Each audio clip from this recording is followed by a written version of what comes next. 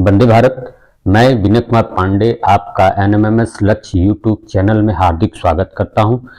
जैसा कि मैंने पिछले वीडियो में जो है हिंदी व्याकरण पढ़ाना आपको शुरू किया है। हिंदी व्याकरण में जो है हम लोग संज्ञा की परिभाषा जो है पढ़ लिए हैं और ये भी जान गए हैं कि संज्ञा के कुल मुख्यतः 3 भेद होते हैं।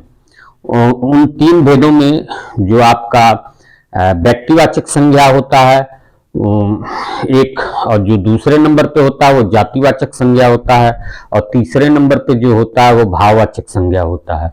लेकिन जो दूसरे नंबर पे आपका जातिवाचक संज्ञा होती है उसके 2 भेद होते हैं।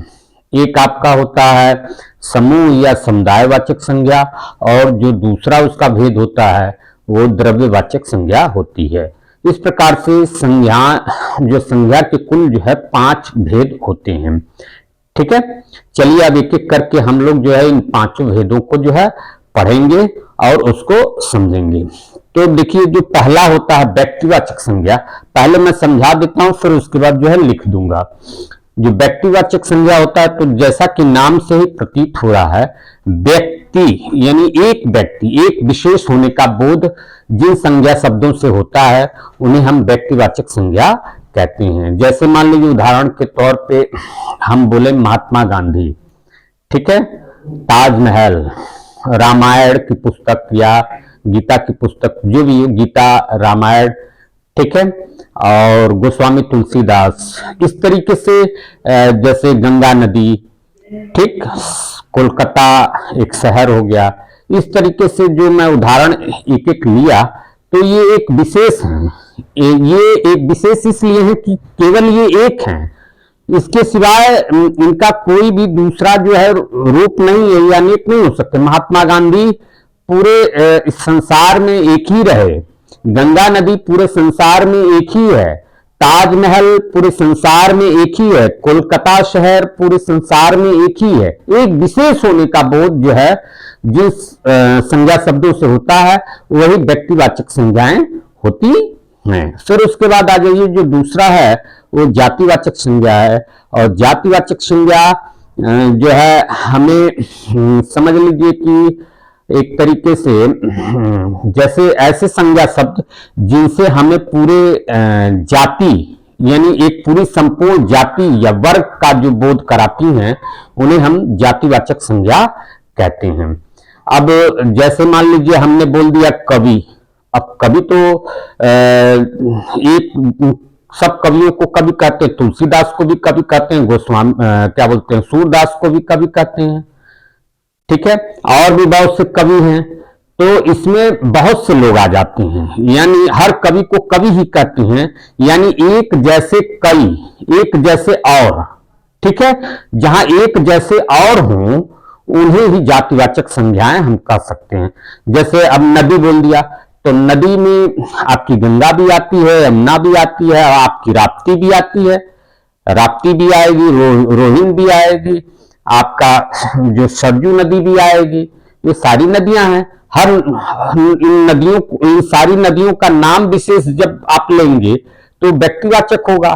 लेकिन जब आप जो है नदी, सिर्फ नदी से बोलेंगे कि ये नदी है, तो नदी शब्द से कहेंगे तो ये पूरी जाति का बोध कराएगा, उसके पूरे जो है वर्ग का, पूरी नदी के जितनी भी नदियां हैं उनके पूरे वर्ग का बोध कराएगा, यानी उसके जैसे जितने भी होंगे उनको जो है आपको बताया, यानी हर नदी को नदी ही कहते हैं। ठीक है, तो इस प्रकार से जैसे मान लीजिए और भी शब्द ले लीजिए, भेड़, तो हर भेड़ को भेड़ ही कहते हैं, और एक भेड़ जैसा कई भेड़ होते हैं। आम, तो आम जब तक कहेंगे आम, तो आम भाई हर आम को आम ही कहते हैं। लेकिन अगर उसमें हमने बोला कपूरी आम, दशहरी आम, लंगड़ा आम, सिंदूरी आम, सफेदा आम, तो ये एक विशेष नाम हम लेते हैं और तब वो व्यक्तिवाचक हो जाता है। परिस्थितियों के अनुसार कभी कभी कोई जातिवाचक संज्ञा व्यक्तिवाचक संज्ञा भी बन जाती है, और कोई व्यक्तिवाचक संज्ञा जो है जातिवाचक संज्ञा भी बन जाती है। तो ये तो परिस्थितियों के अनुसार उसका वाक्य में किस प्रकार से प्रयोग किया गया है ये उस पर निर्भर करता है। ठीक है, तो आपने जो व्यक्तिवाचक संज्ञा जान लिया। जातिवाचक संज्ञा जान लिया, अब तीसरा भाववाचक संज्ञा जानिए। भाववाचक संज्ञा, जैसा कि नाम से ही ये भी पता है कि इसमें भाव होता है। भाव एक अमूर्त चीज होती है जिसको हम लोग फील कर सकते हैं, महसूस कर सकते हैं अपने पांचों ज्ञानेंद्रियों के द्वारा। यानी हमारी जो ज्ञानेंद्रियां पांच, आप जान ही रहे हैं, पांच ज्ञानेंद्रियां हमारे अंदर होती है, उन्हीं पांचों ज्ञानेंद्रियों से जिन्हें हम महसूस कर सकते हैं, अनुभव कर सकते हैं, ठीक है, और इनका कोई रूप नहीं होता है, उसे ही हम लोग भाववाचक संज्ञा कहते हैं। ठीक है, और उसके बाद आपका जो है जो जातिवाचक संज्ञा है, जातिवाचक संज्ञा के दो भेद होते हैं, हमने आपको पहले ही बताया। उसमें एक आपका है समूहवाचक या समुदायवाचक संज्ञा, फिर जो ये चौथा था, और पांचवा जो आपका है वो द्रव्यवाचक संज्ञा है। तो समूहवाचक संज्ञा या समुदायवाचक संज्ञा ऐसे संज्ञा शब्द जिनसे हमें जो है एक जैसे वस्तुओं के पूरे समूह का या पूरे समुदाय का बोध जो कराती हैं जो संज्ञा शब्द, उन्हें हम समूहवाचक संज्ञा या समुदायवाचक संज्ञा कहते हैं। जैसे मान लीजिए परिवार, अब परिवार में जो है परिवार के सदस्यों से मिल करके ही तो परिवार एक समूह बनता है, एक ग्रुप बनता है परिवार। गुच्छा, मान लीजिए गुच्छा चाहे जिसका हो, चाबियों का हो, चाहे क्या बोलते हैं, और आम के भी जो बोर लगे होते हैं, मोर लगे होते हैं, छोटे छोटे जब आम रहते हैं तो उनको भी गुच्छे में ही आप देखते हैं, पाते हैं। जुलूस में कुछ लोग रहते हैं, मंडली, सेना, ये सब एक उसी प्रकार के सदस्यों से बना हुआ, उसी प्रकार की चीजों से, समान प्रकार की चीजों से बना हुआ एक समूह होता है। इसीलिए इसको समूहवाचक जो है संज्ञा हम लोग कहते हैं। देखिए, नाम में ही उसकी परिभाषाएं छिपी हुई हैं। अगर आप नाम को समझने का प्रयास करेंगे तो आप जो है वो संज्ञाएं बड़ी आसानी से उसकी परिभाषा दे सकेंगे। ठीक है, अब हम लोग जो है पांचवा वाला देखेंगे जो अंतिम है, इसे कहते हैं द्रव्यवाचक संज्ञा। आप विज्ञान अगर पढ़ते हैं, कक्षा 6, 7, 8 के सारे बच्चे लगभग विज्ञान पढ़ते हैं, कोई ऐसा नहीं है जो विज्ञान न पढ़े। विज्ञान में अगर आप पदार्थ की परिभाषा जानते हैं तो वही परिभाषा सेम जो है वो आपका जो है द्रव्यवाचक संज्ञा का है। क्या होता है पदार्थ की परिभाषा? पदार्थ की परिभाषा में यही होता है जो है ऐसे संज्ञा शब्द जो स्थान घेरती हूं, जिनमें भार होता हो, ठीक है, और जिन्हें हम जो है नाप सकते हूं, तौल सकते हूं। ठीक, अब मान लीजिए कोई भी चीज होगी जिन्हें हम नाप सकेंगे, तौल सकेंगे, तो उसमें भार होगा ही, वो स्थान घेरेगी ही।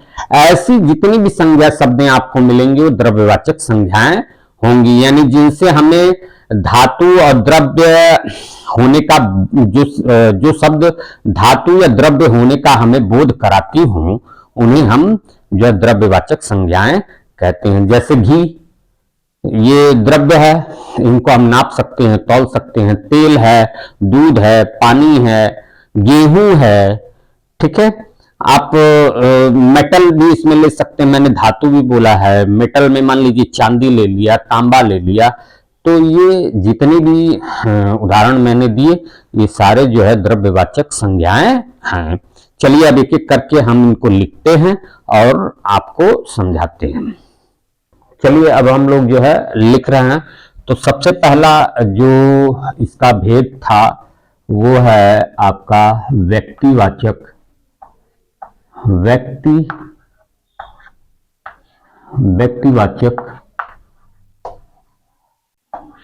संज्ञा। मैंने समझाने के बाद जो है आप लोग को ये लिखवाना शुरू किया है। चाहे तो मैं लिख दूं तो आप लोग को दिखाऊं, क्योंकि उससे हमारा टाइम जो है बच जाए, या तो मैं साथ साथ लिखता जाऊं और समझाता जाऊं। चलिए साथ साथ लिख रहा हूं क्योंकि जरूरत पड़ती रहती है सबको। तो व्यक्तिवाचक संज्ञा, ठीक है, ये एक ऐसे संज्ञा शब्द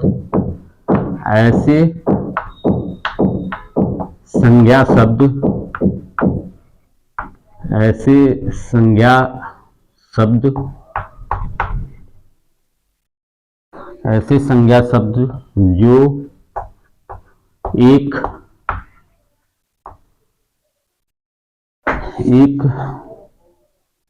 विशेष एक विशेष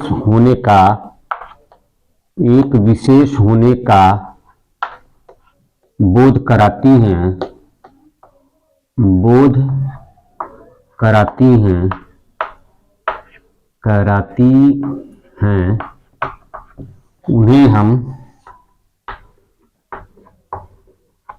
उन्हें हम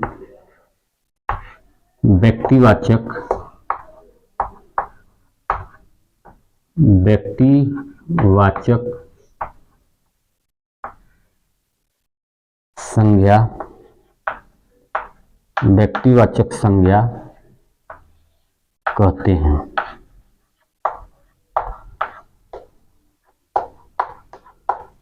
ठीक है, अब इसके उदाहरण हम लोग लिख दें। जैसे उदाहरण हम लोग लेंगे,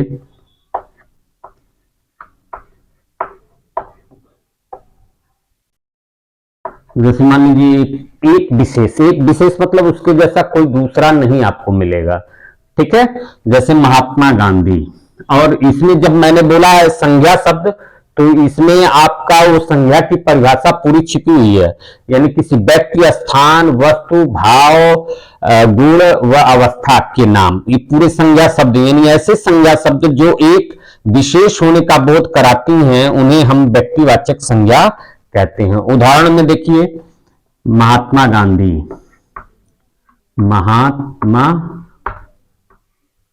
गांधी,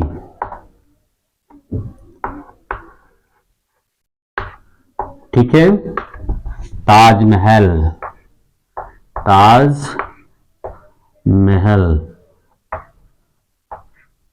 ठीक,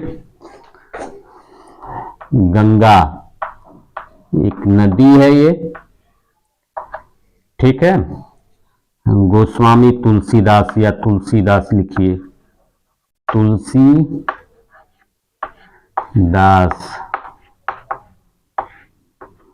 कलकत्ता या कोलकाता,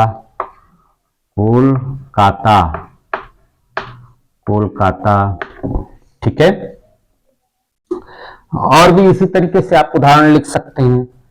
मान लीजिए गीता पुस्तक है, गीता, ये सब जो है आपके सामने जितने भी शब्द मैंने लिखे ये व्यक्तिवाचक संज्ञाएं हैं। ठीक है, अब चलिए दूसरा हम लोग लिखते हैं, वो है जातिवाचक संज्ञा। जातिवाचक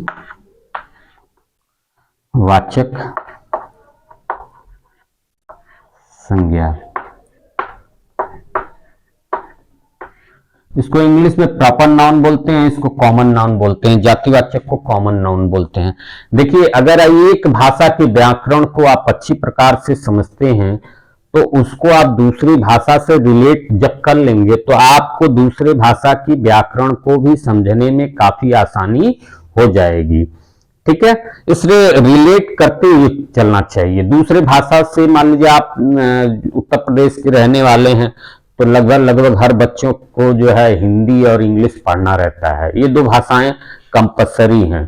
ठीक है, तो आपको हिंदी के व्याकरण के साथ साथ इंग्लिश के व्याकरण को कोरिलेट करके चलना चाहिए, ताकि हिंदी में अगर आप उसको समझ रहे हैं तो आप इंग्लिश में भी उसको समझ सकें। ठीक है, चलिए, जातिवाचक संज्ञा ये दूसरा है। ऐसे संज्ञा शब्द,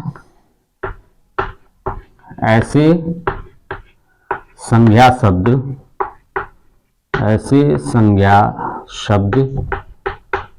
संज्ञा शब्द जिनसे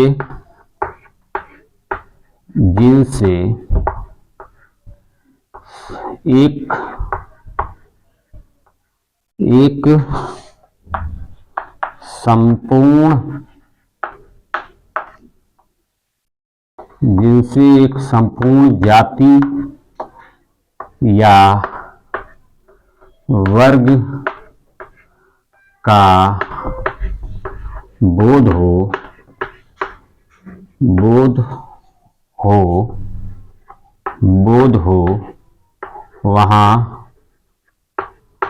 वहाँ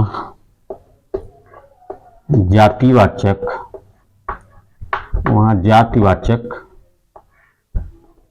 वहां जातिवाचक संज्ञा होता है। जैसे उदाहरण के तौर पे देखें,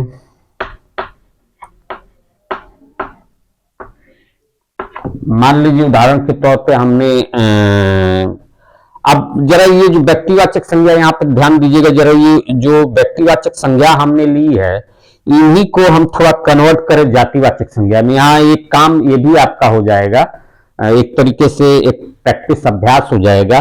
जैसे महात्मा गांधी, महात्मा गांधी एक यूनिक थे, एक विशेष थे, तो हमने व्यक्तिवाचक में लिया। लेकिन अगर हम कह दें महापुरुष, तो महापुरुष में महात्मा गांधी भी आएंगे, रविन्द्रनाथ टैगोर भी आएंगे, सुभाष चंद्र बोस भी आएंगे, ठीक है, और भी बहुत से महापुरुष हैं, उनके नाम जो है आ जाएंगे। तो यानी एक ही शब्द ऐसा हमने लिया जिससे जो है उसकी पूरी जाति, महापुरुषों की पूरी जाति को जो है हम व्यक्त करना जो है उससे जान गए। किसी को भी, कोई भी आप महापुरुष लेंगे, उसका नाम आप लेंगे तो महापुरुष के अंदर ही आएगा, ठीक है। तो हम मान लीजिए उदाहरण के तौर पे लिख लिए महापुरुष, महापुरुष। तो ये महापुरुष एक अपने पूरे संपूर्ण जाति का बोध कराएगा, जो महापुरुषों की जो है एक जाति होगी, एक पूरी वर्ग होगी, ठीक है। अब दूसरा ले लीजिए ताजमहल। ताजमहल ये इसका अगर हम जातिवाचक बनाएंगे तो इमारत, इमारत भाई क्या है, ये इमारत ही तो है, ठीक है। इमारतें बहुत सी हैं, पीसा की मीनार है, ठीक है, और भी बहुत सी इमारतें हैं, चार मीनार है, ठीक है, गेटवे ऑफ इंडिया, सब इमारत तो ही है। तो इमारत के अंदर ही वो हैं, ठीक। इमारत ताजमहल हो गया। अब गंगा, अब गंगा देखिए, ये गंगा एक विशेष नदी है, लेकिन अगर हम नदी ले लें तो नदी में तो गंगा, यमुना, जमुना, सरस्वती, राप्ती, कृष्णा, कावेरी, महानदी सब आएंगे, ठीक है। तो हम नदी ले लेते हैं, नदी, ठीक है।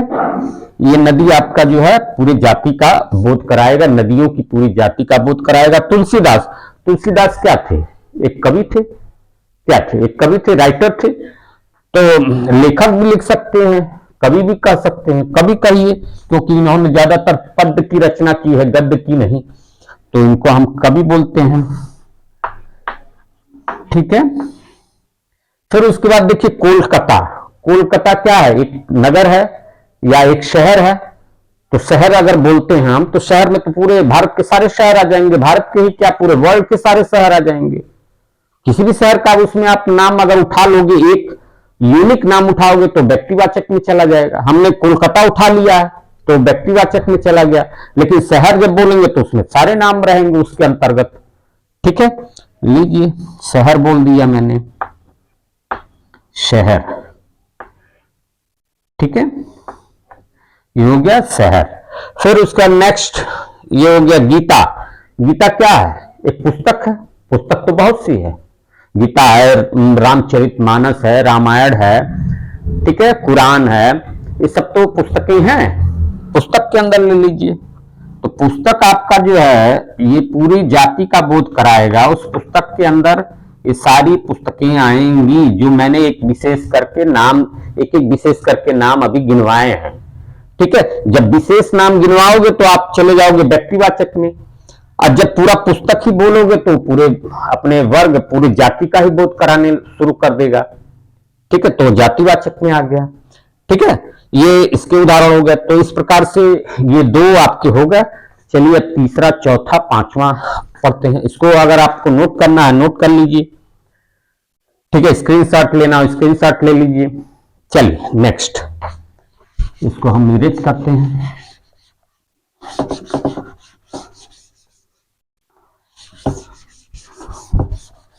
तीसरा है आपका भाववाचक संज्ञा। ये मुख्यतः हैं जातिवाचक में दो संज्ञाएं और आती हैं, आपको मैंने बताया तभी तो 5 होती हैं, ठीक है। पहले मुख्य लिख लेते हैं, फिर उन दोनों पे आते हैं हम लोग, ठीक। चलिए तीसरा है आपका भाववाचक संज्ञा। भाववाचक संज्ञा एब्स्ट्रैक्ट नाउन। ठीक है, पहले वाले को प्रॉपर नाउन, दूसरे वाले को कॉमन नाउन और तीसरे वाले को एब्स्ट्रैक्ट नाउन। ठीक, चलिए भाववाचक, जैसा कि नाम ही देखिए, नाम से ही आपको पता चल रहा भाव। भाव मतलब क्या होता है? भाव जो हमारी ज्ञानेंद्रियां हैं पांचों, आप विज्ञान के क्षेत्र में पढ़े ही होंगे, हमारे पास बहुत से विषय में रहते हैं, मनोविज्ञान में भी रहते हैं, कई जगह बताया जाता है कि हमारे पास सेंस ऑफ ऑर्गन यानी ज्ञानेंद्रियां कुल 5 हैं। इन ज्ञानेंद्रियों से हम अपनी जो ज्ञानेंद्रियां हैं, इन ज्ञानेंद्रियों से जो भी चीज हम फील करते हैं या जिसे भी हम अनुभव करते हैं, तो जो फील करेंगे, जो अनुभव करेंगे, तो उसका कोई मूर्त रूप नहीं होगा। ठीक है, उन्हें ही हम भाववाचक संज्ञा कहते हैं। इसे हम छू भी नहीं सकते और देख भी नहीं सकते। ठीक है, समझ गए आप? चलिए इसी को लिखते हैं। भाववाचक संज्ञाएं ऐसी संज्ञाएं, ऐसी संज्ञाएं, ऐसी संज्ञाएं जिन्हें हम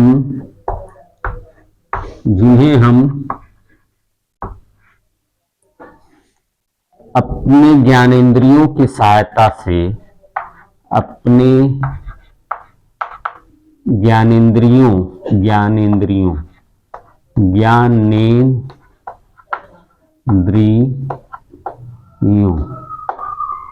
अपनी ज्ञानेंद्रियों की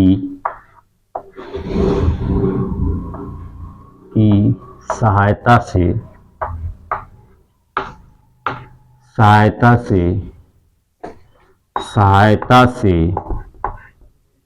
अनुभव या महसूस कर सकते हैं, अनुभव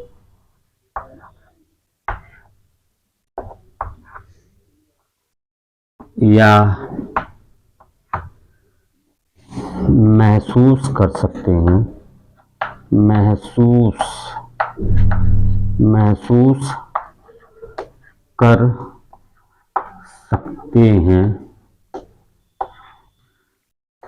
सकते हैं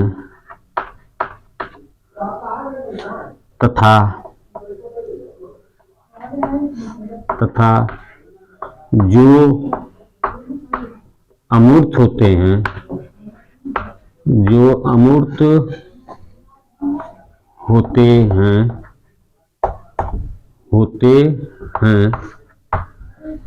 होते हैं और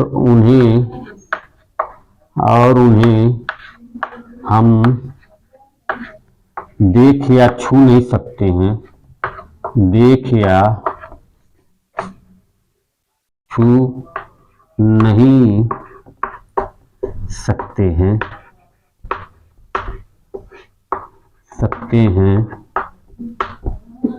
उन्हें हम भाववाचक संज्ञा कहते हैं।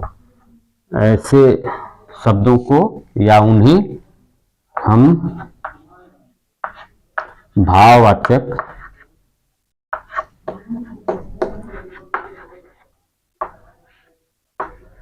संज्ञा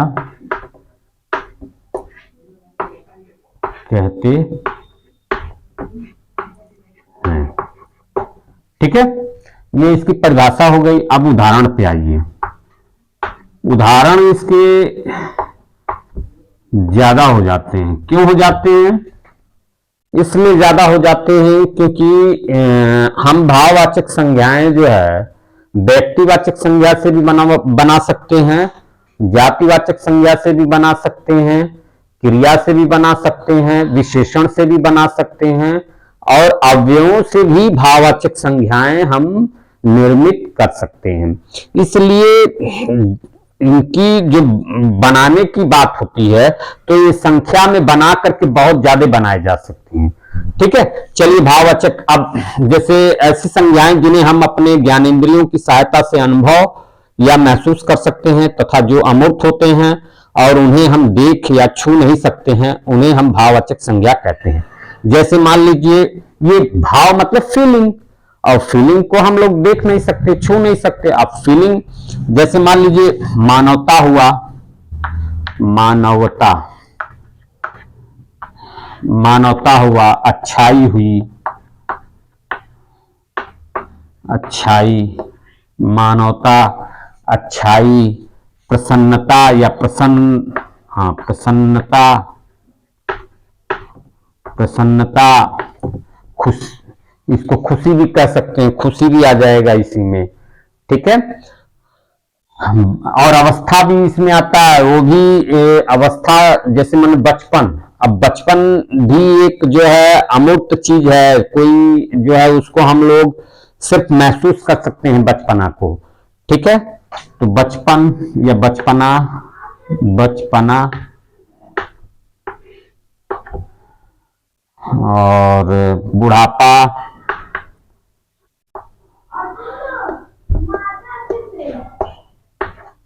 मोटापा, मोटापा भी, मोटापा, ठीक है। मिठास, इसमें गुण भी आते हैं, जैसे मिठास, आप इसे कोई चीज खाते हैं तो मीठा लगता है ना, उसे अनुभव ही तो करते हैं, ठीक है, उसे देख छू थोड़े नहीं सकते हैं। तो मिठास, ये जितने भी हैं ये सब भाववाचक संज्ञाएं हैं, समझ गए आप लोग। अब चलिए चौथा हम लोग पढ़ते हैं, समूहवाचक संज्ञा या समुदायवाचक संज्ञा। इसमें क्या होता है समूहवाचक या समुदायवाचक में, इसमें एक जैसे समान वस्तुओं का समूह का बोध होता है। ऐसी संज्ञा शब्द, पहले लिख लीजिए, समूह वाचक या इसी को समुदायवाचक, समुदायवाचक।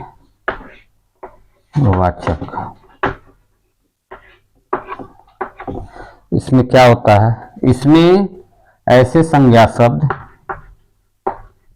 ऐसे संज्ञा शब्द, ऐसे संज्ञा शब्द जिनसे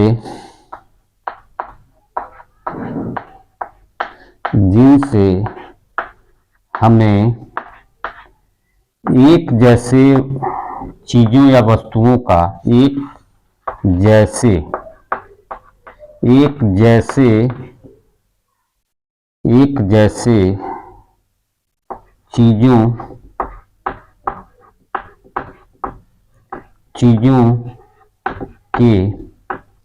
चीजों के समूह का बोध होता है। एक जैसे चीजों के समूह का बोध होता है,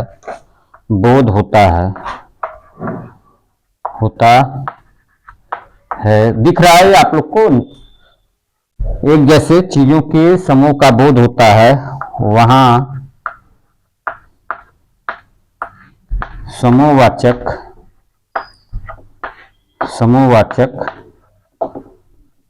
संज्ञा, वहां समूहवाचक संज्ञा होता है, ठीक है। इसका उदाहरण जैसे लेते हैं, तो जैसे मान लीजिए पहले ही बताया, परिवार है, गुच्छा है। अब गुच्छा में चाबियों का एक चाबी होते हैं, चाबियों का ही एक जैसे चीजों का ही तो बोध होता है। परिवार में परिवार के सदस्य का ही एक ग्रुप होता है, समूह होता है, गुच्छा। मंडली,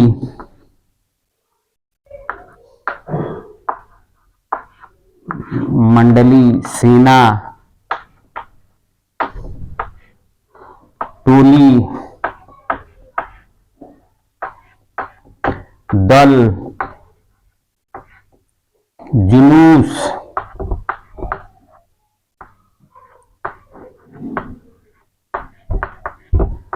जुनूस इत्यादि, ठीक है, इत्यादि। तो इस प्रकार से समझ तो गए ही होंगे आप लोग। इस प्रकार से कुल 4 प्रकार की संज्ञाएं जो है मैंने आप लोग को लिख दिया। इसका स्क्रीनशॉट लेना हो तो ले लीजिए। इसके बाद लास्ट वाला द्रव्यवाचक संज्ञा रह गया है, उसे हम आप लोग को बताते हैं। लिख लीजिए, स्क्रीनशॉट ले लीजिए। चलिए अगला 5वां।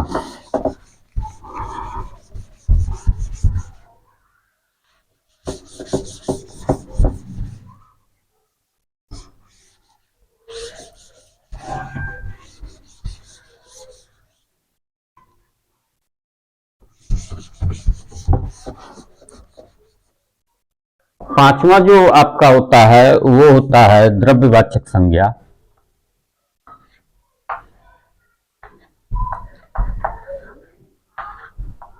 द्रव्यवाचक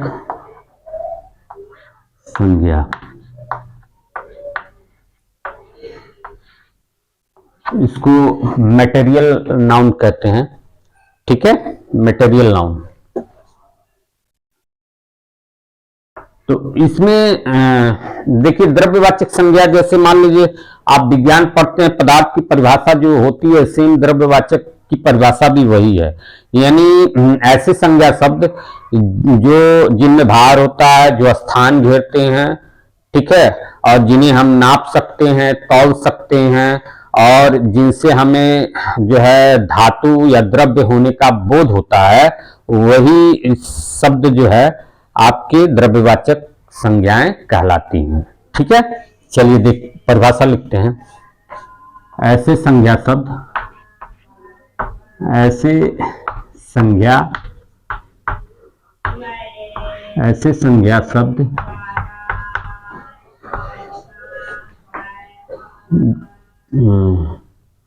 जिनमें भार होता है, जिनमें भार होता है तथा जिनमें भार होता है तथा जो स्थान घेरती हैं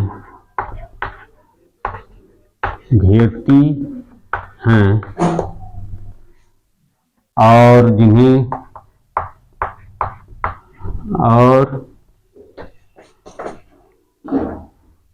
जिन्हें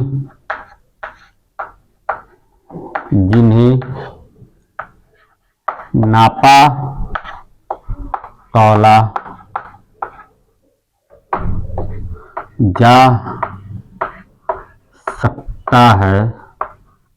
जा सकता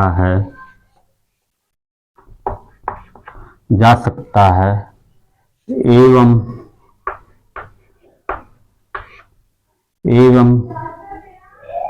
जो द्रव्य या धातु का बोध कराती हैं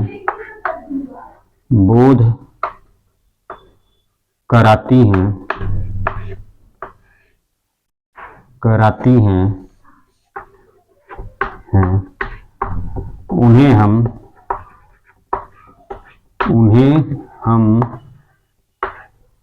द्रव्यवाचक संज्ञा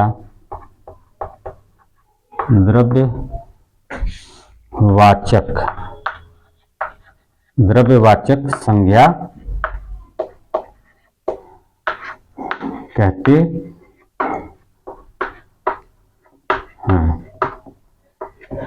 जैसे उदाहरण के तौर पे अब मान लीजिए आपके पास गेहूं है। अब गेहूं द्रव्य है एक तरीके से, आप जान ही रहे हैं, और इन्हें हम नाप सकते हैं, तौल सकते हैं, ठीक है। और इसमें भार होता है, स्थान घेरता है।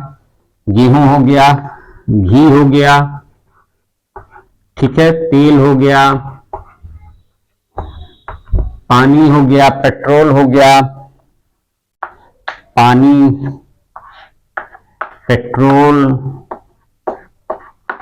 ठीक है। आपका अब धातु में ले लीजिए, धातु में जैसे चांदी हो गई, तांबा हो गया, चांदी, तांबा, ठीक है। तो जितनी भी वस्तुएं संसार की होंगी और जिनमें भार होगा, स्थान घेरती होंगी और जिन्हें हम नाप सकते हैं, तौल सकते हैं और उनसे हमें धातु होने का बोध हो या द्रव्य होने का बोध हो, उन्हें हम द्रव्यवाचक संज्ञाएं कहते हैं, ठीक है। आदि या इत्यादि इत्यादि। इस प्रकार से हमने आज जो है आप लोगों को संज्ञा के पांचों भेद जो है समझा दिए और उसको लिखवा दिए। अब इस पे एक क्वेश्चन हम लिखेंगे और उस क्वेश्चन को जो है हम लोग पांचों संज्ञा के, हाँ एक उदाहरण मैं देना चाहता हूं, इसको लिख लीजिए जरा आप लोग, इसको लिख लीजिए, स्क्रीनशॉट ले लीजिए, ठीक है। चलिए इसको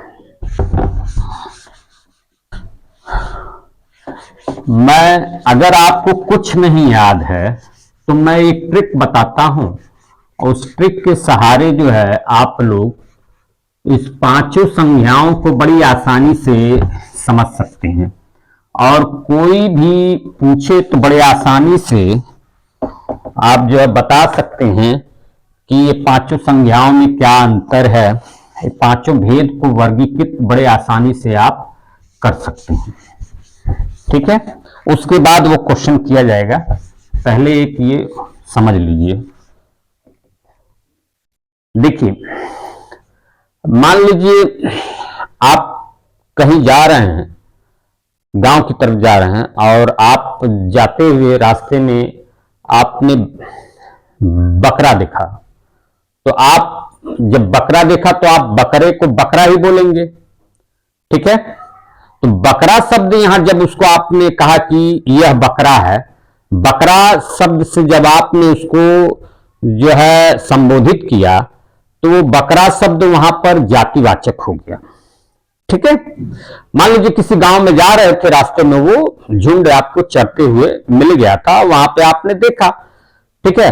आपने देखा और वो बकरा बड़ा सुंदर था तो आपने कहा बकरा है ये, ठीक है। तो यहां पर वो जो बकरा शब्द था, ये बकरा, आपने उसको देखा और कहा बकरा, तो यहां ये बकरा शब्द जातिवाचक संज्ञा हो गया। जातिवाचक संज्ञा यानी उसके जैसे और, उसके जैसे और, यानी बकरे जैसे और भी बकरे होते हैं, ठीक। या हर बकरे को बकरा कहते हैं। जातिवाचक ये पूरे उसकी बकरे जाति को बोध करा देता है, यानी जितने भी संसार के बकरे होंगे सबको बकरा ही कहेंगे, ठीक है। लेकिन जब मैंने जो है उसके मालिक से बात किया जो चरवाहा था कि भाई ये बकरा, ये वाला उसकी तरफ इशारा करके कहा कि भाई ये बकरा मुझे चाहिए, तो उसने पूछा कौन सा बकरा, तो मैंने कहा, वो इशारा किया ये बकरा, तो उसने कहा अच्छा वो सुल्तान बकरा, सुल्तान बकरा, यानी उस व्यक्ति ने उस बकरे का एक नाम रख रखा है, ठीक है। उसके पास कई बकरे हैं, लेकिन जिस बकरे को मैंने इशारा किया उसका जो है उसने एक नाम रखा हुआ है और उसका नाम था सुल्तान, तो उसने कहा वो सुल्तान बकरा, तो मैंने कहा हाँ वो सुल्तान बकरा। तो जब उसका एक नाम, एक विशेष नाम हो गया तो वो व्यक्तिवाचक संज्ञा हो गया। मान लीजिए अब क्या हो गया, वो बकरे का नामकरण हो गया और उसका नाम हो गया सुल्तान। क्या हो गया नाम? सुल्तान, ठीक है। ये तो आपका था जातिवाचक संज्ञा, ये हो गया व्यक्तिवाचक संज्ञा, ठीक है। अब देखिए, अब वो बकरा जो है बकरों के झुंड में था ना, झुंड में बकरों के झुंड, बकरियों के झुंड, यानी एक झुंड में वो अपने एक जैसे बकरों के झुंड में एक जैसे प्राणियों के बीच में वो चल रहा था। तो वहां पर वो झुंड था। क्या था? झुंड था। यानी किसका झुंड था? बकरों का झुंड। चलिए एक अगला शब्द आपको मिला, झुंड। झुंड, ठीक। तो ये जो झुंड शब्द है ये आपका समूहवाचक संज्ञा है या समुदायवाचक संज्ञा। झुंड जो है एक समूहवाचक या समुदायवाचक संज्ञा है, ठीक। तो यहां पर आपने 3 संज्ञाएं समझ ली। पहला, ये आपका पहला हो गया जातिवाचक, जातिवाचक। ये दूसरा आपका हो गया व्यक्तिवाचक,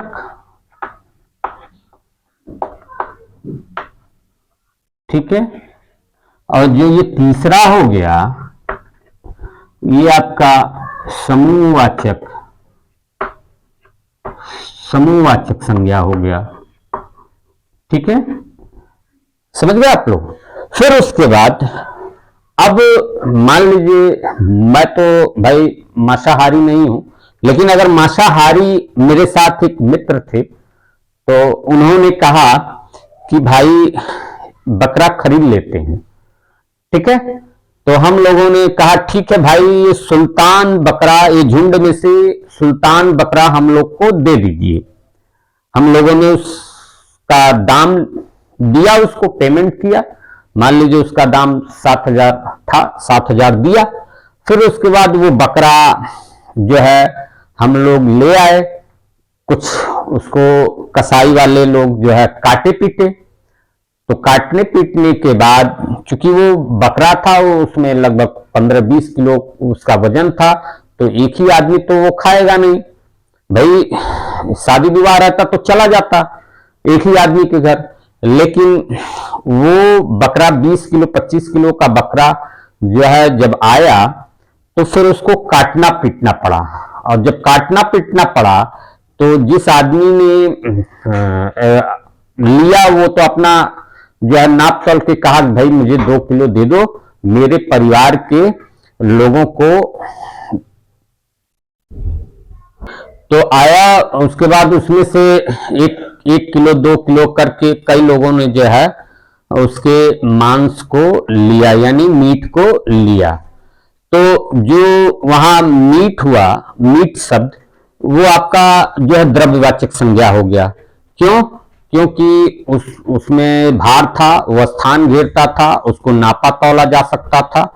तो जब हमने बकरे को काट पीट करके मीट बना दिया तो वो आपका जो है द्रव्यवाचक संज्ञा हो गया। यानी मीट शब्द जो है यहां वो द्रव्यवाचक संज्ञा हो गया, द्रव्यवाचक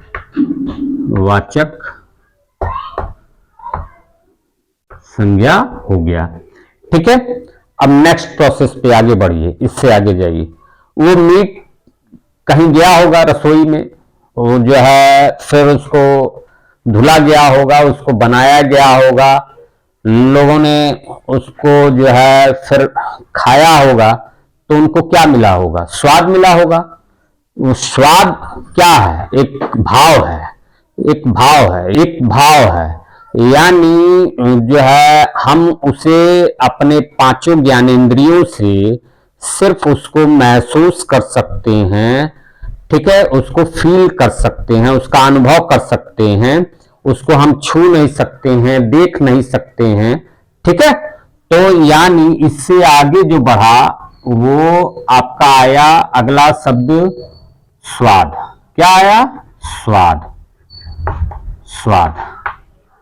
अब ये जो स्वाद है, इस स्वाद शब्द आपका भाववाचक संज्ञा हो गया, भाववाचक संज्ञा हो गया। क्यों? इसमें टेस्ट है, ठीक, इसमें टेस्ट है।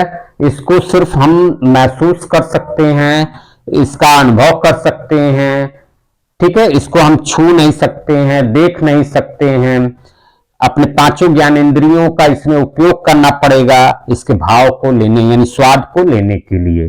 तो एक पूरी स्टोरी से आपने जो है ये पांचों संज्ञाएं बड़ी कायदे से आपने समझ लिया।